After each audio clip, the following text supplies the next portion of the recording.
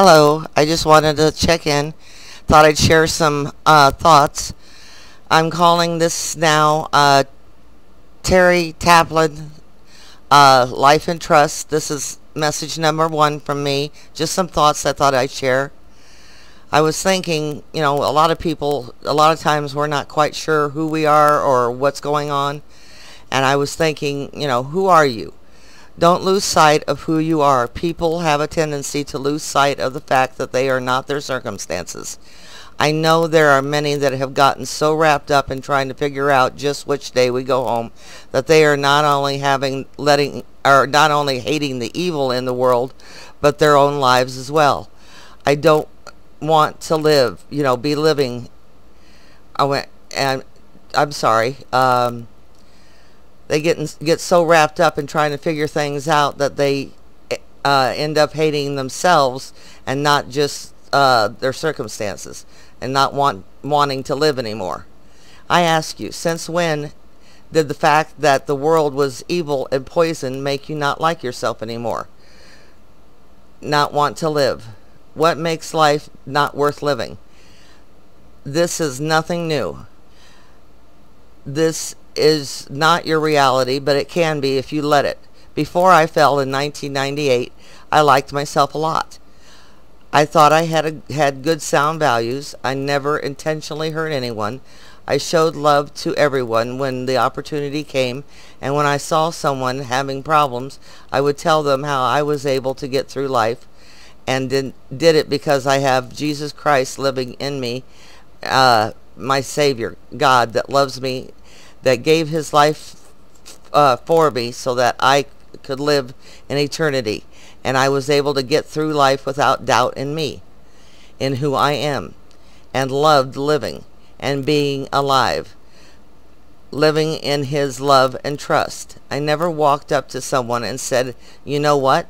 When it is time to meet the Lord, you're going to go to hell because you smoked that cigarette or because you made this choice or that.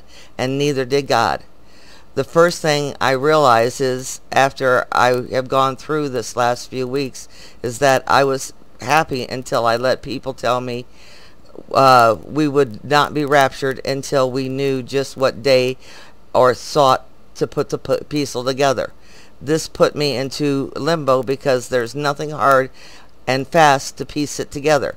They say be ready. Well, I have been ready my whole life. My God lives in me and guides my path as I go. I am a little weird. I do have a strange sense of humor. I like dumb and silly jokes. And I remember once I heard a preacher say that telling jokes and not talking about God every moment was a sin, and called them idle words, saying that we will have to give an account before God for every one of them when we are seen in heaven. I am a morning person. And I used to wake up my family saying things like, good morning. It's time to wakey wakey, be bright-eyed and bushy-tailed. Happy to see them and great the day. When I let the fog from chasing someone else down the rabbit hole come in, that's when it all went away, and I let it steal my joy. I was not happy with who I am anymore, or who I was anymore, and said I hate this world so much that I want to die. Well, I should hate the world that I let myself live in and be oppressed in. Was not mine nor anyone's to live in. Oppression is not hard to let come in. It can take over because it creeps in slowly, just like in the movie The Never-Ending Story, when the big empty comes in and nothing over, and there's nothing all over the land. It's all just blah. No one can do this to you if you do not let them in your heart. It is your soul, it is your mind, and not theirs. So do not let them take rent in it. Do not let them tell you that if you wear pink shoes on Sunday, you are wrong and will be punished. God did not say that, so why should they? They are not God. They are not in charge. They are not the rule maker. So trust no one to tell you who you are, and take the time to find out who you are. Take a break for a minute and just ask yourself, who am I? My answer is, I am a child of the one true God. His grace goes before me. I am his daughter, and I am somebody. I am the only one, every moment, and so are you. Therefore I am loved, and so are you, and I will treat you with the same love and respect I have for myself. If you ask my opinion on something, I will tell you, but most of the time my answer is a question. What's in your heart?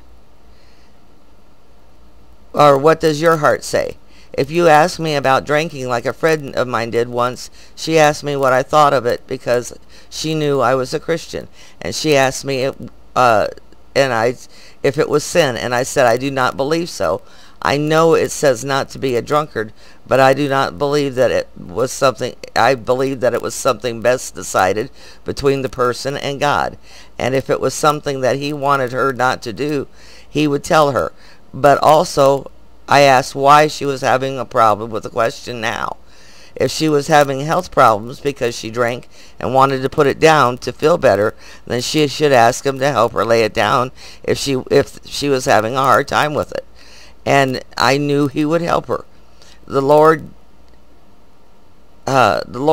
just told me that while I was writing this yesterday, that one thing people are starting to think is that when they come to heaven, they will lose themselves. They do not understand that their personality is part of their spirit and not of flesh. So this goes with you. You are not lost in the transformation. It is true, the spirit is eternal. So realize that you are perfect in your spirit. You are perfect in that your spirit is of God, and the spirit is eternal. No one can say that there is anything wrong with you, as there is not. Your spirit is yours, and God's yours and God's, not man's, not a man's rules or regulations.